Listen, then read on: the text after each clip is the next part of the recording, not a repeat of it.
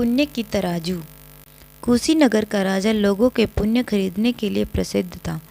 धर्मराज ने उसकी धर्मपरायणता और सत्यनिष्ठा से प्रभावित होकर उसे एक पुण्य का तराजू दिया, जिसके एक पलड़े को छूकर जो कोई भी अपने पुण्य कर्मों का स्मरण करता, दूसरे पलड़े में देवी शक्ति से उस पुण्य कर्म के बराबर स्वर्ण मुद्राएं प्रकट हो जाती थी। एक दिन पड़ोसी राज्य विजयनगर पर शत्रुओं ने आक्रमण कर दिया। दिन भर विजयनगर की सेना लड़ती रही, लेकिन पर्याप्त तैयारी नहीं होने से शत्रु राज्य की सीमा में घुस गए। शत्रुओं ने राज्य में मारकाट मचाना शुरू कर दिया। स्थिति यह बनी कि राजा को रातों रात रानी को लेकर जंगल में भागना पड़ा। रात भर भागते भागते वह कुशीनगर जा पहुँचे। सुबह होते ही रानी को भूख लगने लगी, लेकिन जल्दबाजी में भागने के कारण वह कुछ भी खाने की सामग्री साथ लेकर नहीं आए थे।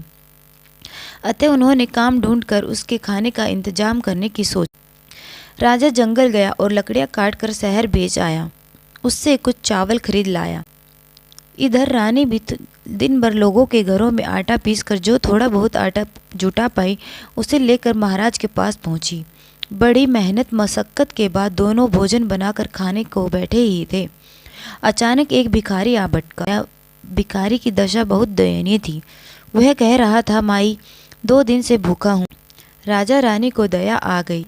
उन्होंने अपने हिस्से की रोटी भिखारी को दे दी और भूखे पेट ही काम पर निकल गए। जाते जाते रास्ते में उन्हें 2 व्यक्ति आते हुए दिखाई दिए, जो अभी अभी कुशीनगर के राजा के पास ही जा रहे थे। इस राजा ने पूछा, क्यों भाई, यहाँ कहीं कोई काम मिलेगा? दोनों राहगीर आपस में मुस्कुराए और बोले, देखो मुसाफिर, हम खुद भी अपना पुण्य बेचकर आ रहे हैं। अगर तुम्हारे पास कोई भी पुण्य हो तो बेच दो, उसके बदले पुण्य का तराजू तुम्हें स्वर्ण मुद्राएं दे देगा।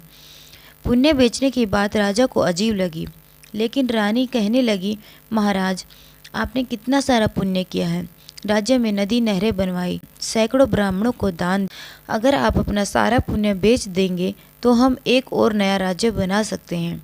रानी की बात राजा को जच गई। दोनों राजा और रानी कुशीनगर के राजा के पास पहुंचे और अपनी पूरी व्यथा कह सुनाई। उनके साथ हुए धोखे और अन्याय के बारे में सुनकर कुशीनगर का राजा बड़ा दुखी हुआ। कुशीनगर के राजा ने उनकी मदद करने का आह्वान दिया, किंतु विजयनगर का राजा बड़ा ही स्वाभिमानी था।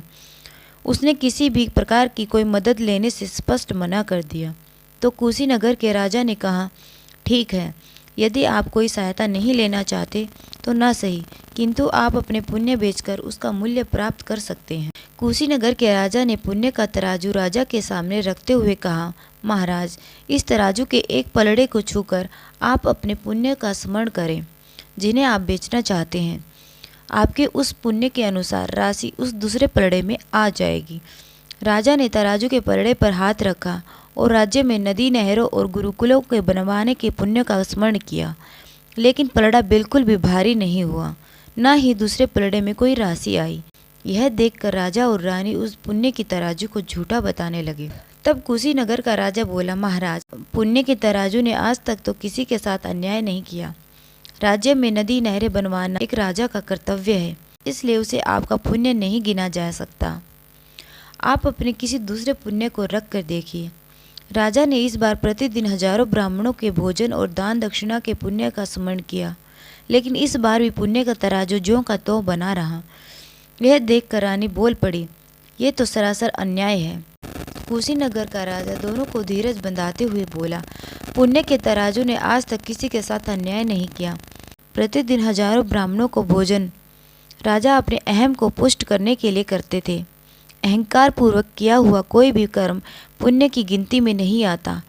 आप अपना कोई और पुण्य रख कर देखिए, जो आपने अपनी मेहनत से किया हो।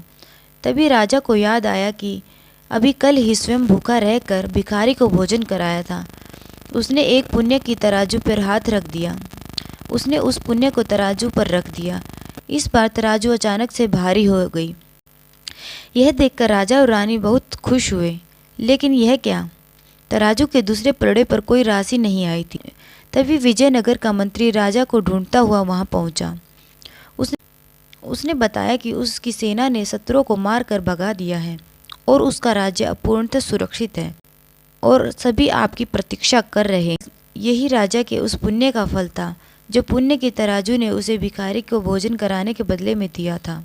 इस कहानी से हमें यह शिक्षा मिलती है कि वास्तव में निष्काम भाव से स्वयं कष्ट सहकर दूसरे के लिए किया गया कोई भी काम पुण्य होता है। फ्रेंड्स, अगर आपको हमारी यह कहानी पसंद आई हो तो please like, share and subscribe our YouTube channel Panchatantra की कहानियाँ। Thanks for watching.